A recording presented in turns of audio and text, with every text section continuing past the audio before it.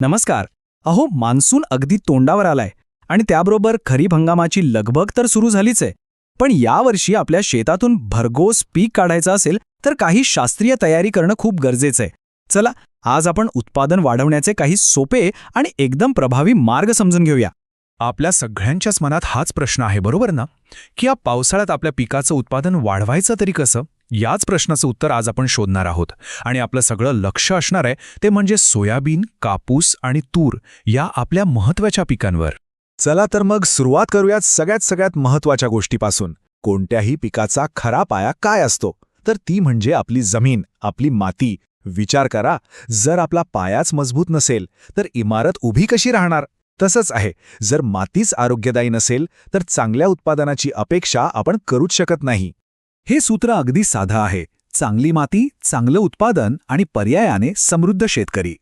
पण या सूत्राची सुरुवात होते एका अत्यंत महत्त्वाच्या पायरीने, आणि ती म्हणजे माती परीक्षण.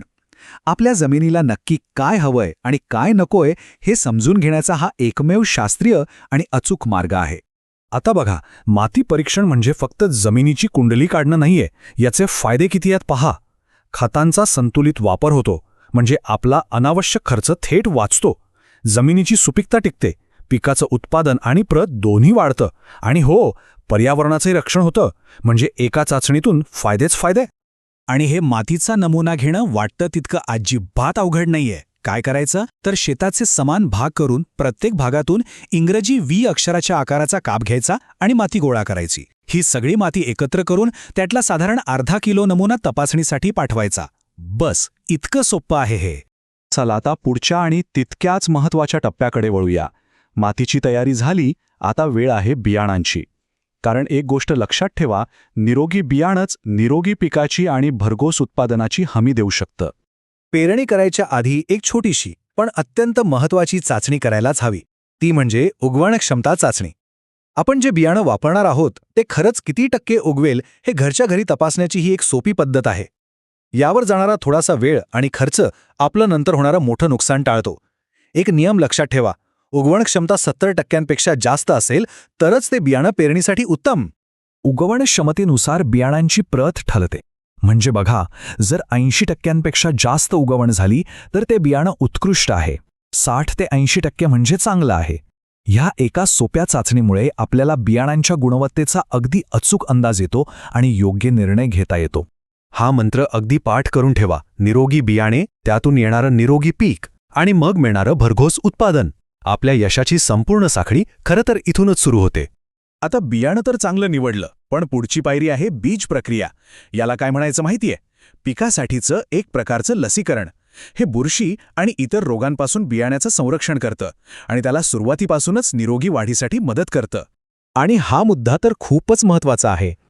बीज प्रक्रिया ही कमी खर्चात उत्पादनाची हमी देणारी पहिली पायरी आहे. म्हणजे काय तर यावर केलेला थोडासा खर्च भविष्यात होणारं आपलं मोठं नुकसान टाळतो.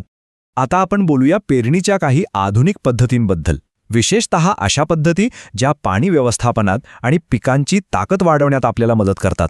या आधुनिक पद्धतींपैकीच एक आहे रुंद वरंबा सरी, म्हणजेच BBF तंत्रज्ञान. इथे बघा, एका बाजूला त्याची रचना कशी असते ते दाखवलंय आणि दुसऱ्या बाजूला तेच शेतात कसं दिसतं हे दिसतंय. विशेषतः सोयाबीनच्या पिकासाठी तर हे तंत्रज्ञान एक वरदानच आहे. ही पद्धत शेतात तयार करणं अगदी सोपं आहे. शेताची नांगरणी झाल्यावर विशिष्ट मापाचे रुंद वरंबे आणि सऱ्या तयार करायच्या. याचा सर्वात मोठा फायदा काय तर जास्त पावसाचं पाणी या सऱ्यांमधून सहजपणे वाहून जातं आणि जेव्हा गरज असते तेव्हा जमिनीत ओलावाही टिकून राहतो. तर मग BBS पद्धत वापरायचीच का? अहो, कारण यामुळे पावसाच्या पाण्याचा योग्य वापर होतो, पिकाच्या मुळांची वाढ एकदम जोमदार होते आणि सर्वात महत्त्वाचं म्हणजे उत्पादनात थेट 15 ते 25% वाढ होते. इतकंच नाही तर तणांचा प्रादुर्भावही कमी होतो.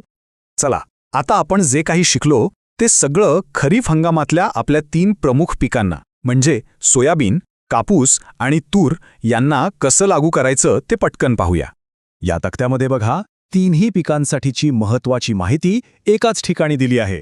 सोयाबीनसाठी पेरणीचं योग्य अंतर आणि MAUS 612 सारखे जास्त उत्पादन देणारे वाढ. कापसासाठीचं अंतर आणि तुरीसाठी फुले राजेश्वरीसारखे मर रोगाला प्रतिकार करणारे वाण, हे नियोजन आपल्याला योग्य निर्णय घ्यायला नक्कीच मदत करेल. तर आतापर्यंत आपण जी चर्चा केली त्याचा सार काय आहे? या खरीप हंगामाला यशस्वी करण्याची गुरुकिल्ली नक्की कोणत्या गोष्टींमध्ये दडली आहे? चला ते आता थोडक्यात आणि महत्त्वाचं पाहूया. यशस्वी हंगामासाठी हे 4 आधारस्तंभ अगदी पक्के लक्षात ठेवा. पहिलं, बीज प्रक्रिया. ही कधीच चुकवायची नाही. दुसरं, उगवण क्षमता तपासा. तिसरं, सोयाबीनसाठी BBF तंत्रज्ञानाचा नक्की वापर करा. आणि चौथं, रासायनिक खतांसोबतच शेणखत किंवा कंपोस्ट खताचा वापर करून आपल्या जमिनीचं आरोग्य जपा. तर मग आता सर्वात महत्त्वाचा प्रश्न. आज आपण जे काही पाहिलं आणि शिकलो त्यापैकी कोणतं एक तंत्रज्ञान आपण या खरीप हंगामात आपल्या शेतात नक्की 100% वापरणार आहोत यावर नक्की विचार करा. कारण योग्य तंत्रज्ञानाचा एक छोटासा बदलही आपल्याला भरघोस उत्पादनाकडे घेऊन जाऊ शकतो.